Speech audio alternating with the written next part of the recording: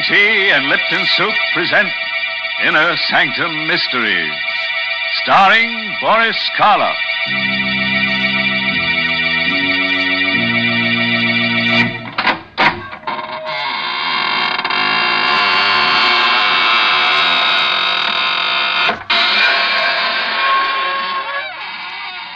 Good evening, friends of the Inner Sanctum. This is your host to welcome you through the squeaking door into the land of ghosts, vampires, and other gay, hilarious people. Friends, are you looking for an apartment? Well, we have just the place for you. It's sturdily built, completely of marble, with cold running water every time it rains. You don't have to worry about the landlord putting you out. The lease is forever. All you have to do to get this little love nest is call your undertaker and get yourself a little bit dead. Mr. Host, I assure you, no one is the least bit interested in your offer. But, Mary, just think. Once you're dead, you can appear on Inner Sanctum. You know, we always have a ghost in our stories, someone whose voice comes back from the grave and gives advice to our characters. Yeah, sometimes I think our theme song should be, My Mummy Done Told Me. Well, that's very funny. But you know, Mr. Host, talking about voices coming back, that's what happened to me the other day. I heard my own voice coming back to me on the radio while I was eating breakfast. No. Yes. I just heard the new Lipton jingle, and then I heard myself. Yes, there I was, talking about Inner Sanctum and about Lipton tea, too. You see, it was a record, an electrical transcription that I'd made, all about Lipton's brisk flavor, how Lipton's always tastes fresh and full-bodied, never wishy-washy. And you know what? There was a man on the record who talked almost like you, Mr. Host. An imposter. I'll kill him. Oh, it was just in fun. He made spooky remarks when I talked about Lipton tea. But I did get a chance to say that Lipton's is the largest selling brand of tea in the whole world. All right, Mary, you've had your chance. And now make room for the creepiest voice you ever heard. The curdling kid himself, the star of stage, screen, and radio, Boris Karloff. Tonight's story is called The Wailing Wall. It's an original radio play by Milton Lewis. And you'll hear Boris Karloff in the role of Gabriel Hornell. All set, friends? Then turn out the lights, curdle close to the fire, and listen. Night. And on the waterfront of downtown Manhattan, the fog creeps in like a crawling cloud. Tucked in between the towering skyscrapers, there's an old rundown mansion. An anachronism, a freak among the streamlined giants. It's the Hornell home. And tonight, leaping tongues of flame from behind the black shutters. Yes, it's Johnny. Is there anybody in that old dump? They say an old guy lives there, owns it. Gabriel Hornell. I hope he had sense enough to get out. That place is like a tinderbox. Yeah, and pretty well gone. Casey, get that horse. Hey, there is someone in there. Get the action, come on. I'm right behind you. What? Get out of the way. Hurry, will you? I knocked it up. All right, come on in. You see anyone in there? No, we can't stay. Hey, there he is. Oh, the crazy coot. He didn't even have sense enough to get out.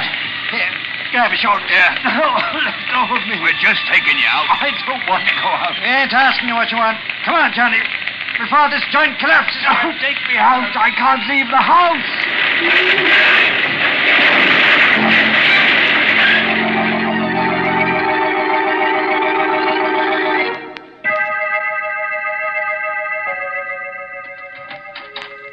Good evening, Mr. Hornell. I hope you're feeling...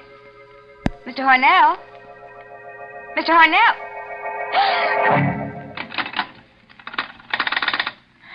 The head nurse. And hurry.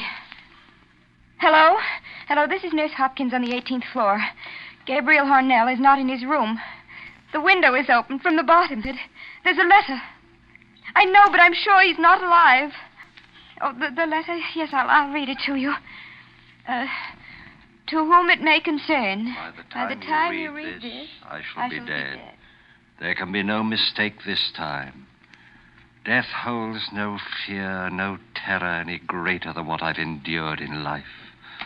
For the past 40 years, I've searched for freedom. I hope now I've found it. Even now, as I write, I can hear her voice, calling to me as she did that night years ago. I'd prepared everything while she was in bed. Just the last few minute little details had to be completed. Gabriel? Gabriel, do you hear me? What do you want? What are you doing down there? I'm fixing something. Well, why don't you come up? I don't want to be alone here. I can't bear to be alone. Come up, Gabriel. What's the matter with you? Why don't you answer me? Oh, you're just doing it for spite. I know you are. Stop that hammering, Gabriel. You know I can't bear that noise. Now stop it, please. Gabriel, will you stop that noise? Oh. You came down. Well, of course I came down. Did you expect me to lie there while all this racket was going on? Now, you know I'm a sick woman, Gabriel. What are you doing there anyhow? You can see. Well, yes, I can see, but it doesn't make any sense to me. Oh, you've made a huge gaping hole in the wall. Now, what on earth did you want to do a thing like that for? You'll find out soon enough. And what are all those things? Stonemason's tools, cement, plaster. Well, I never dreamed you knew how to use them. Oh, I'm going back to bed. No, Agnes. No? No. Gabriel, that rope in your hands. Yes. I've thought carefully about this rope, Agnes. It's the most merciful way. It leaves a little trace, since there's no blood. Gabriel. You won't make it difficult, will you, Agnes? Murder? It's the only way. No, Gabriel. We couldn't go on like this. Your imaginary illnesses, your constant nagging. I have to be free of them, Agnes. But murder? This is best for both of us. No, Gabriel. Send me away. Do anything you want. You can get a divorce. A divorce there, see? That would solve everything. You could have your freedom. Stand there, Agnes. Just as you are. I know. That other woman, Dorothy Carter, that actress. That's why you're doing this. Oh, you thought I didn't know about that, Gabriel. Well, I do. Yes, I do. No. No, let go of me. That rope. Help, somebody. It will be done in a minute. Done? Oh, you'll never be free of me. As long as you live. Never.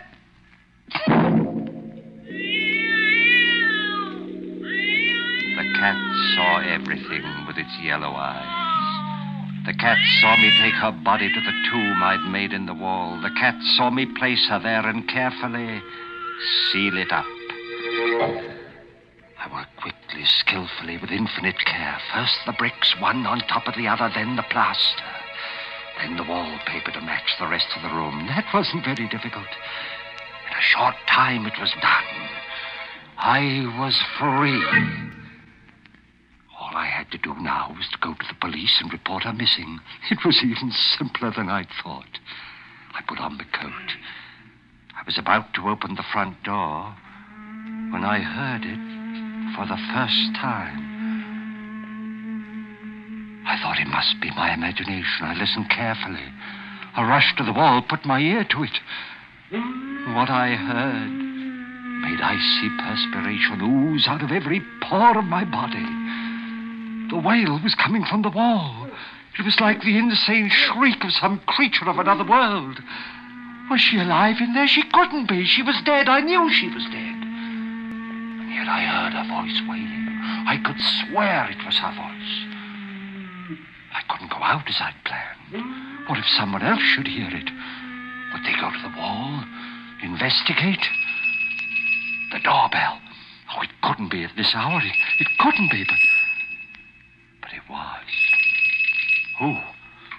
Oh, I had to risk everything and answer it. I'm sorry to disturb you, Mr. Hornell. It was Patrolman Cleary. He was the officer on the beat. He was blue with cold. I was passing by and I saw the lights on. I peeked in the window. You looked in? Yes. Since you were still up, I thought I'd ring. It's pretty cold out tonight, and I'd like to warm these old bones for a minute. Oh, yes, of course, Cleary. Don't stand there in the door, man. Come in. Thank you. I see you got your coat on, Mr. Hornell. Just got in? Only a few moments ago. As a matter of fact, I was going to see you. See me? Why, yes. It's about my wife. Hi, something wrong? I hope not. I was out all evening. When I got home, she was gone. It's not like her, Miss Darnell. No, it isn't. Was she alone all evening? Yes, at least I think she was. You know, she hasn't been feeling very well lately, and I hate to think it possible, but she may have destroyed herself. Mrs. Darnell? No, she wasn't the sort. Oh, she was ill, terribly ill. I tried to keep it secret until she recovered, but the doctors knew. Insane? Yes. Don't you see? The river. I'd better get back to the precinct and report this. You'd better come with me. The Missing Persons Bureau will... Hey, Miss Darnell. Yes? You must be mistaken. Isn't that her? That isn't a woman. Of course it is. It's coming from that room there. Why, sure, it's your wife. I know her voice, and she sounds like she's in pain. But it can't be. There's no one in that room. But you must have come in the back way. Come, I'll show you. No, don't go in. What? Nothing. No. There. You can see for yourself there's no one here. No one? I could have sworn your wife was in this room.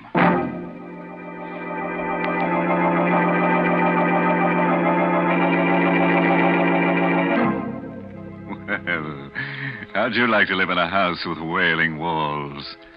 Well, one thing you have to admit, things aren't so very dead in the Hornell mansion. Or are they? Well, all I can say is I'm glad I don't have to live in that house with that awful wailing. Why, Mary, there's a wailing, whistling kind of noise in your house, too. The first time I heard it, I was so scared I shivered in my shroud. What? Oh, you're talking about my whistling tea kettle. Oh, goodness, there's nothing scary about that. Now, if you'd only try Lipton tea with its wonderful brisk flavor, that whistle would sound as cheery to you as birds whistling in the morning. Especially on these chilly mornings when a cup of Lipton's just makes you feel like the sun was shining inside of you. And, folks, if you want a sunny disposition, you should try relaxing with a cup of Lipton tea after a hard job like, well, maybe washing out your window curtains. Yes, and what's more, you can help your friends feel right with the world, too, by serving them Lipton tea when they come to visit you. Lipton's always taste so tangy and heartwarming, never flat or wishy-washy. Yes, that brisk flavor makes all the difference in the world. All right, friends, we've given you a chance to warm your blood. And now we fondly hope to turn it to ice again, with the help of our star, Boris Karloff. Oh, let's hear the second act of Inner Sanctum. We continue with the strange letter left by Gabriel Hornell. Cleary watched in silent fascination as the cat screamed and leaped against the wall. Would he notice the new wallpaper in the dim light? Suddenly, the policeman turned to me. Yes, I guess that noise is only the wind. Strange how like a wailing woman it can sound, isn't it? Yes. Well, that'll be leaving now. I guess it'll be all right for you to stay here. I'll make a report at headquarters about your wife. It's very good of you, Cleary. If she turns up, you'll let us know? Yes, I'll let you know. Good night, Miss Darnell. Good night. He left. I locked the door and came back to the room where my wife was entombed. Was she still alive inside the hollow of that wall? I listened all that night. The wailing rose to a high, insane shriek, and then, towards morning, began to grow weaker, as though she were losing strength, and it seemed to die. The cat crept away. There was a merciful silence in the house. She was dead. She had to be by now. I sank down onto the sofa into a feverish sleep.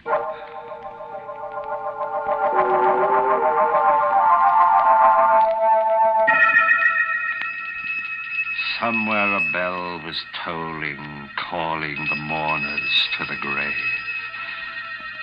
Suddenly I sat bolt upright, shaking, trembling. Oh, I'd been dreaming.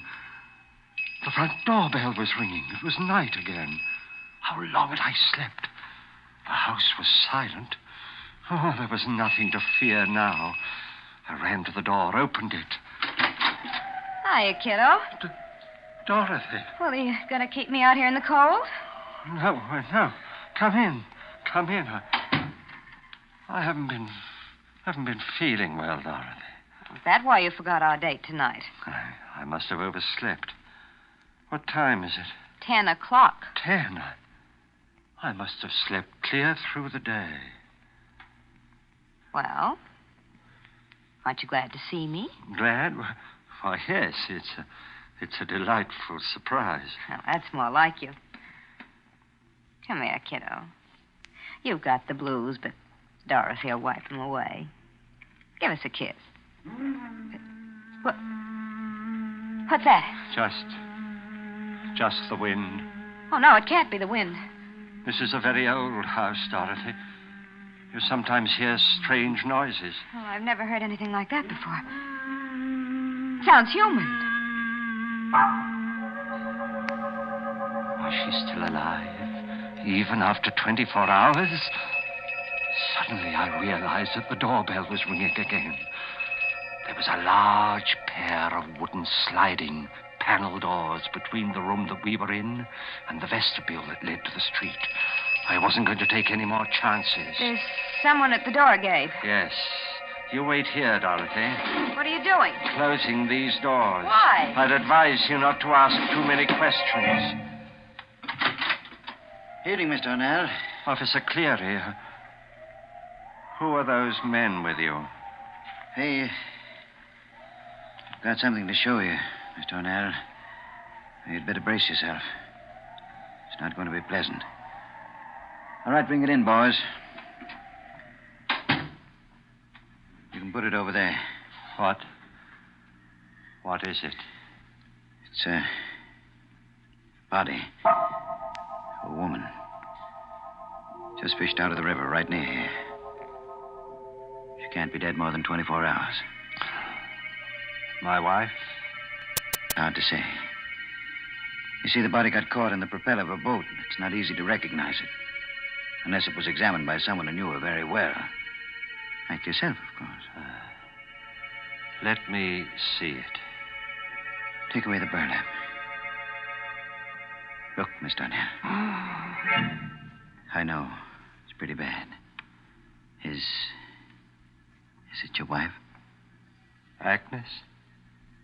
Yes. Yes, of course. It's her. You're sure now? Yes, I'm sure. Positive. All right, boys. Take it away. You can stay here, Mr. Arnett. I'll take care of everything down at headquarters. Good night.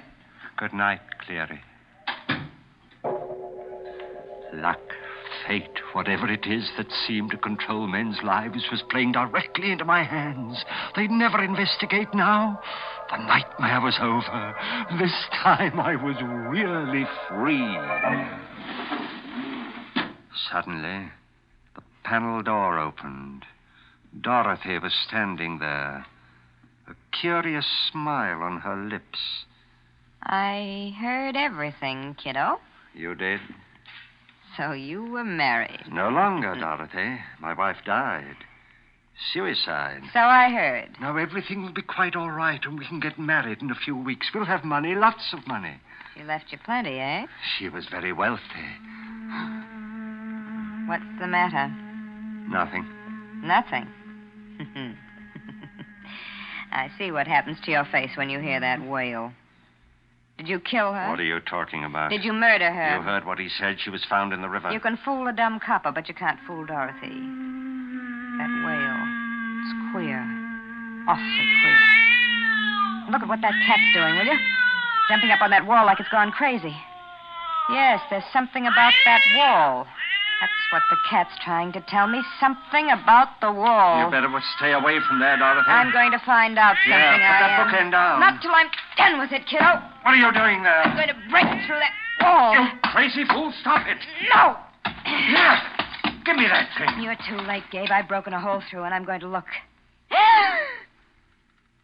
Now you've seen. Yes. It's a hand.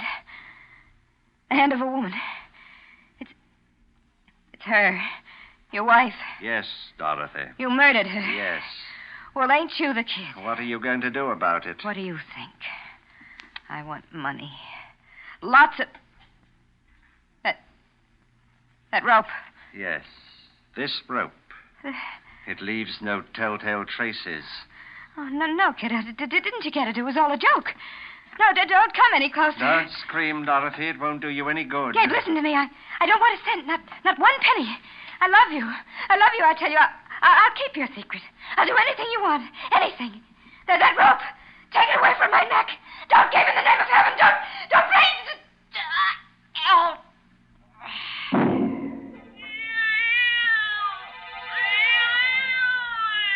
She was dead.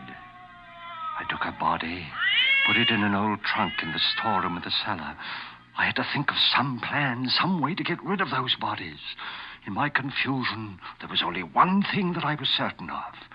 I must never leave the house, not even for a minute. I never did. At nights, I would sit there, listening. Then it would come, the wail in the wall. I knew that after a week she couldn't be alive. What made the wail? Plans? I thought of 1,000 plans, but all of them would mean that I had to leave the house, and if I left, someone would hear the wail and find out, just as Dorothy did. Fire. Yes, fire. That would do it. The idea danced like a flame in my mind. But no. They discovered charred bones of the skeletons among the wreckage. No, it wouldn't be worth it. The only way I could be safe was to stay there in the house. I stayed. I, who had risked everything for freedom.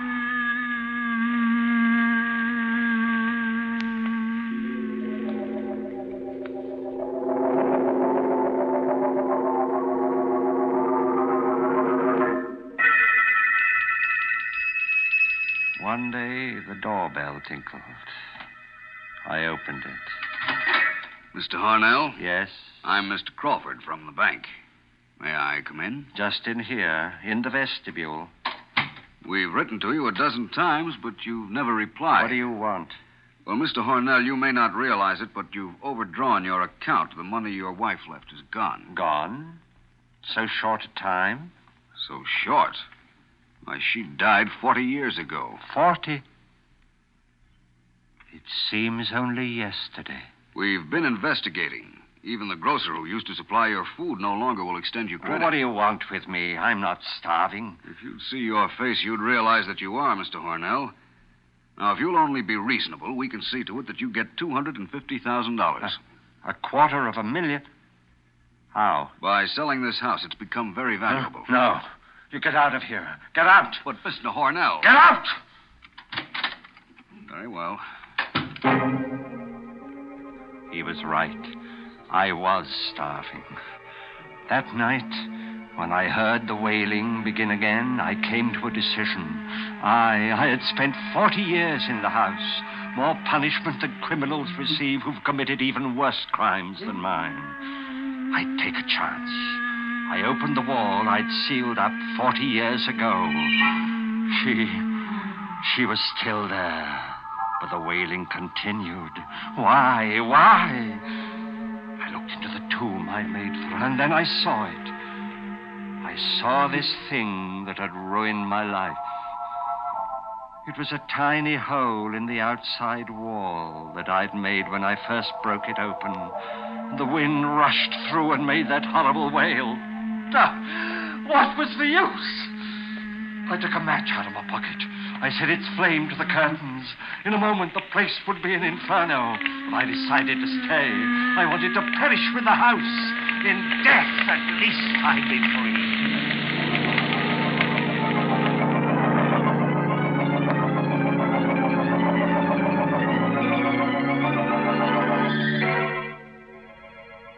But even then, freedom was denied me.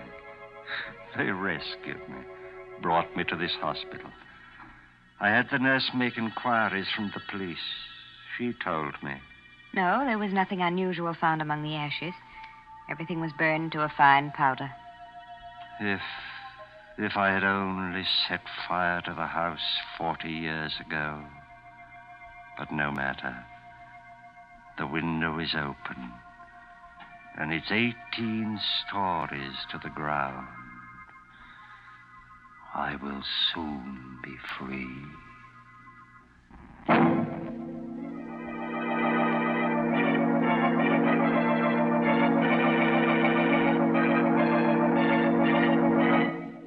Meow.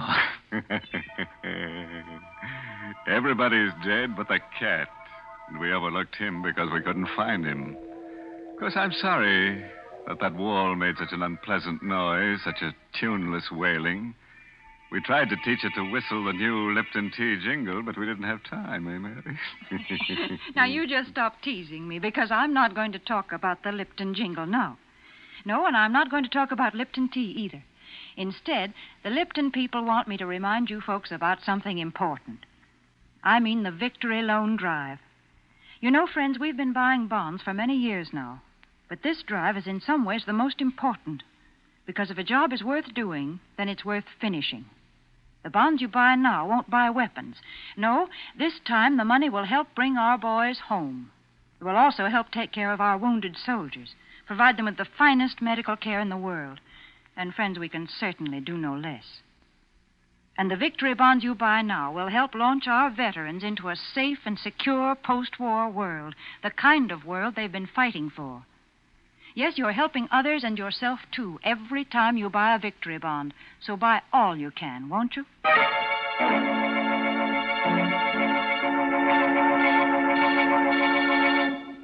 All right, friends. Until we meet at some haunted house, here's a parting thought. Don't seal your wife in a wall. That won't keep her quiet. Oh, by the way, this month's Inner Sanctum mystery novel is Devil in the Bush by Matthew Head. Yes, and next week's Inner Sanctum story, directed by Hyman Brown and brought to you by Lipton Tea and Lipton Soup. Next week's story is about a man who gets hunches. His hunches are about death. He's sure he's going to be killed. Not by poison or fire or strangling. Nothing simple like that. No, our character has a nice, interesting death waiting for him. Oh, if you'd like to be in at the death, drop in next Tuesday. And now it's time to close the squeaking door, so good night. Pleasant dreams.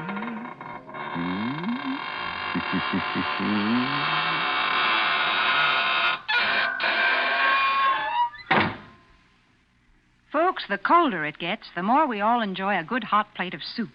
And for soup with a fresh, home-cooked taste, you can't beat Lipton's noodle soup.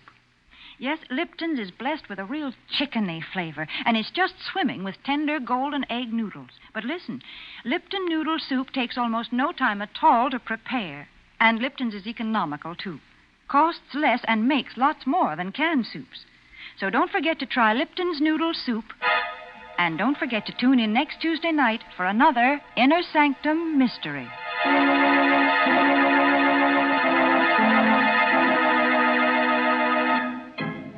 This is CBS, the Columbia Broadcasting System.